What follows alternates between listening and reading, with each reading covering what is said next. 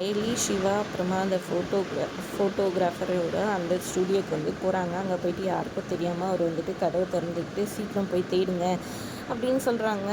அப்புறம் இவங்க 2 பேரும் போய் தடவிட்டு இருக்காங்க. கரெக்டாக அவருக்கு முடிஞ்சிடுச்சா, சீக்கிரம் கண்டுபிடிச்சிட்டிங்களா, சீக்கிரம் வாங்க சீக்கிரம் வாங்கன்னு சொல்லிகிட்டே இருக்கிறாரு. அவருக்கு திடீர்னு மூச்சு முட்ட ஆரம்பிச்சுட்டு இவர் கரெக்டாக அவங்க அப்பா அம்மா இருக்கிற அந்த ஃபோட்டோ ஆல்பம் இதுவும் எடுக்க வராரு. கரெக்டாக இவர் அப்படியே மயக்கம் போட்டு விழுற மாதிரி இது பண்ணுறாரு அந்த பெரியவர். உடனே அதை தூக்கி போட்டு வராரு. அந்த ஃபோட்டோ கரெக்டாக டேபிள் கடியில் போய் நிற்குது. இவர் என்னாச்சுன்னு கேட்க அவருக்கு மூச்சு இது சிரமமாயிட்டு. அப்புறம் அந்த ஸ்டூடியோ மூடி வச்சுருந்து கடன் கொடுத்தவர் வந்துடுறாரு.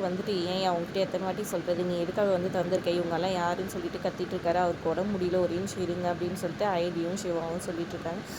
என் வண்டியில் மாத்திரை இருக்குது எடுத்துகிட்டு வாங்கன்னு சொல்கிறாங்க. அப்புறமா அவரும் போய் எடுத்துகிட்டு வராரு.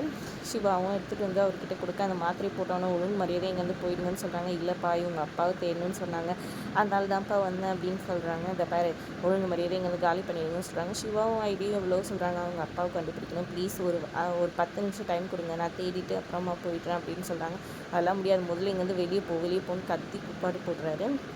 அப்புறமா ஐலியும் சிவா அதுக்கப்புறமா அந்த பெரியவர் 3 பேரும் வெளியே வந்துடுறாங்க. என்னை மன்னிச்சிருப்பா, இதனால தான் நான் வேணான்னு சொன்னேன், வேறு எதுனா வழி இருந்தால் உங்கள் அப்பாவை தேடுறதுக்கு நீ தேடி பாருப்பா அப்படின்னு சொல்லிட்டு அவர் அங்கேருந்து கிளம்பிடுறாரு. அப்புறமா சிவாவும் ஐலியும் சோகமாக போகிறாங்க. அப்புறம் சிவா சோகமாக இருக்கிறத பார்த்துட்டு ஐலியும் நீங்கள் கவலைப்படாதீங்க, ஏதாவது ஒரு வழி கிடைக்கும்னு சொல்கிறாங்க. அப்புறம் 2 பேரும் போய் ஒரு சிக்னலில் நிற்கிறாங்க.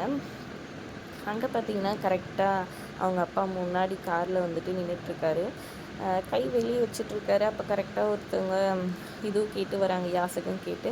அவரும் இப்படி பணம் எடுத்து கொடுக்குறாரு. அப்போ அந்த மோதிரத்தை ஐலி பார்த்துறாங்க. சிவா சீனியர் அங்கே பாருங்களேன், அது உங்கள் அப்பாவோட மோதிரம் கை மாதிரியே தெரியல அப்படின்னு சொல்கிறாங்க. ஆமாம் அப்படின்னு சொல்லிட்டு 2 பேரும் இறங்கி ஓடுறாங்க. அதுக்குள்ளே சிக்னல் போட்டுடுறாங்க. அவர் காரை எடுத்துகிட்டு போயிடுறாரு. அப்படி எல்லோரும் வந்துடுறாங்க. பீன்னு இவங்க வண்டி கடிச்சிட்ருக்காங்க. அப்புறம் போய் வண்டியும் ஸ்டார்ட் பண்ணுறாரு. வண்டி ஸ்டார்ட்டே ஆக மாட்டேங்குது. அப்புறம் ஓரம் போயிட்டு என்னடா இது இப்படி ஆயிடுச்சுன்னு சொல்கிறாங்க. சீனியர் நீங்கள் அந்த வண்டி நம்பர் பார்த்தீங்களா, நான் ஐலி கேட்க இல்லை நானும் பார்க்கல. ஐயோ பார்க்கலையே, இப்படி ஆயிடுச்சுன்னு சொல்லிட்டு 2 பேரும் இது பண்ணுறாங்க. கண்டிப்பாக நீங்கள் கவலைப்படாதீங்க, உங்கள் அப்பாவை தேடுறதுக்காக ஃபோட்டோ தேடுறதுக்கு போனோம், ஃபோட்டோ கிடைக்காம போச்சு, ஆனாலும் இப்போ அவர் இங்கே தான் இருக்கார், அதுவும் இதே ஊரில் இருக்கிறாருன்றதை காமிச்சு கொடுத்ததுனால கண்டிப்பாக அவரை கூடிய சீக்கிரத்தில் கண்டுபிடிச்சிடுவோம், நீங்கள் கவலையப்படாதீங்க, தைரியமாக இருங்கன்னு ஐலி சிவாவுக்கு இது பண்ணுறாங்க. அப்புறம் 2 பேரும் வண்டி எடுத்துகிட்டு போயிட்டே இருக்கிறாங்க. அப்போது அந்த ஃபோட்டோகிராஃபரோட இது சொன்னவர் இருக்கிறாரு. அண்ணே ஒரு நிமிஷம் நில்லுங்க சார், கிடச்சிச்சா அவங்களுக்கு, அவர் ஸ்டூடியோ ஆளை போய் பார்த்தீங்களான்னு கேட்குறாங்க. பார்த்தோம், ஆனால் ஃபோட்டோ கிடைக்கலன்னு சொல்கிறாங்க. நான் எல்லாத்தையும் சொல்ல, ஐயோ அந்த ஆள்கிட்டயா அவர் கடன் வாங்கியிருக்காரு, அவர் ரொம்ப கந்துவடிக்காரராச்சே, அவர் ஊர்லேயே அதிகமாக இருக்க மாட்டார், நீங்கள் போன நேரம் இன்றைக்கின்னு பார்த்து இருந்திருக்காரேன்னு சொல்கிறாங்க. எனக்கு ஒரு ஹெல்ப் பண்ணுறியா அப்படின்ட்டு ஐலி கேட்குறாங்க. நீ அந்த ஆள் எப்போ வெளியூர் போவாரோ அப்போ சொல்லு, நானும் சிவாவும் அங்கே போயிட்டு எப்படியாவது ஃபோட்டோ கண்டுபிடிச்சி எடுத்துகிட்டு வந்துடுன்னு சொல்கிறாங்க. உடனே அவர் யோசிக்காத ப்ளீஸ் அப்படின்னு சொல்கிறாங்க. சரிங்க சார் கண்டிப்பாக செய்கிறேன் அப்படின்னு சொல்கிறாங்க. அப்புறம் பணம் கொஞ்சம் சிவா கொடுத்துட்டு அவர் ஊருக்கு போகும்போது என் அம்மா சொல்லுன்னு சொல்கிறாங்க. கண்டிப்பாக சொல்கிறேன் மேடம்னு சொல்லிட்டு அங்கேருந்து அவரும் கிளம்பிடுறாரு.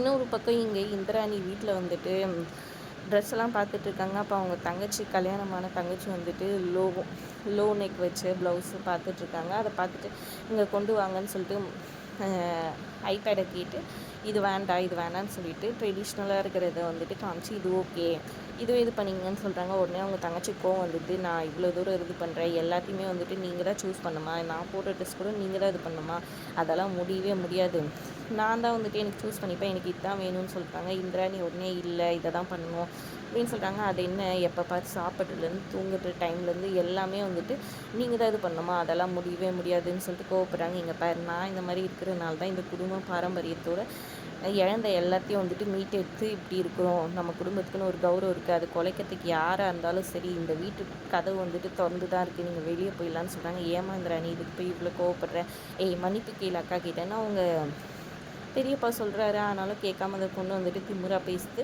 உடனே கோவப்பட்டு அவர் போயிட்டு பலாருன்னு அடிச்சிடாரு, மன்னிப்பு கேளுன்னு சொல்லிட்டு. அப்புறம் சாரின்னு சொல்லிட்டு கோவமாக போயிடுறாங்க. இந்திராணி கிட்டே இனிமேல் இந்த மாதிரி நடக்காமல் பார்த்துக்கிறோமா அப்படின்னு சொல்லி விட்டுறாங்க. அதுக்கப்புறம் பார்த்திங்கன்னா இங்கே கபிலனுக்காக ட்ரெஸ் எடுத்துகிட்டு வராங்க இந்திராணி ரூமுக்கு. கபிலன் ரெஸ்ட் ரூமில் இருக்காது, இது வந்துடுறேங்கான்னு சொல்கிறாங்க. இவங்க அந்த கோட்டை வச்சுட்டு வெயிட் பண்ணுறாங்க. அப்போது அந்த வில்லன் கொடுத்த அந்த பார்சலை பார்க்குறாங்க. என்னடா இது ஏதோ கிஃப்ட் பார்சல் மாதிரி இருக்குன்னு இந்திராணி எடுத்து பார்த்துட்டு இருக்காங்க.